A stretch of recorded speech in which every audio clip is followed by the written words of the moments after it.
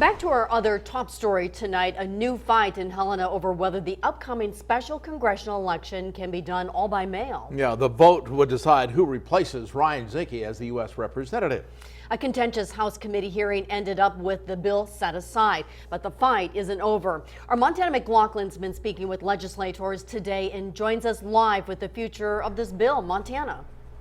Yeah, Steve, Laurel, the fight might be over today, but it's not done for the whole session. Now, I listened to the House Judiciary Committee hearing today where that mail-in ballot was tabled. You could cut the tension in that room with a knife. But first, we promised you at 5 to hear those legislators' heated reactions just after that bill was tabled. Here they are. My 4 terms in the Montana legislature, bills of this magnitude have always been given the respect of the committee. You just heard the voice of Representative Ellie Hill now vowing to blast Senate Bill 305 to the House floor. Partisan hijinks, it's what we don't do in this Capitol. This is not how we do business. Hill and other legislators tried to get the House Judiciary Committee to discuss the bill at the end of their meeting Wednesday. They say county elections offices desperately need answers. But in the midst of their efforts, Representative Teresa Manzella motioned to table it with no discussion. She said in a statement, "We were out of time, period." There's a special committee meeting that's getting ready to start in 4 minutes. When the vote came, Representative Brown?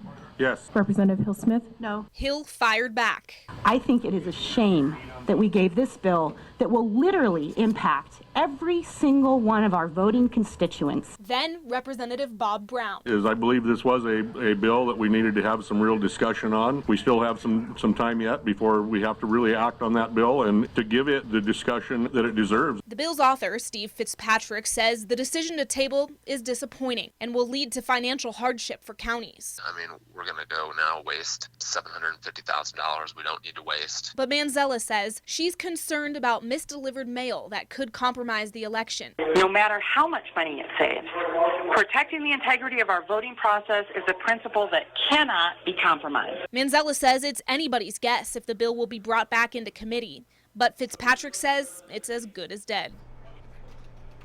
Now, some lawmakers are hoping to revive the measure with a special legislative tactic called blasting. That means pushing the bill through committee for a vote on the House floor.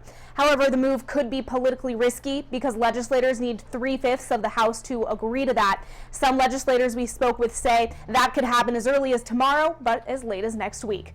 Now, we're following this bill very closely and will be the first to let you know of any updates. Live in Missoula, Montana McLaughlin, NBC Montana.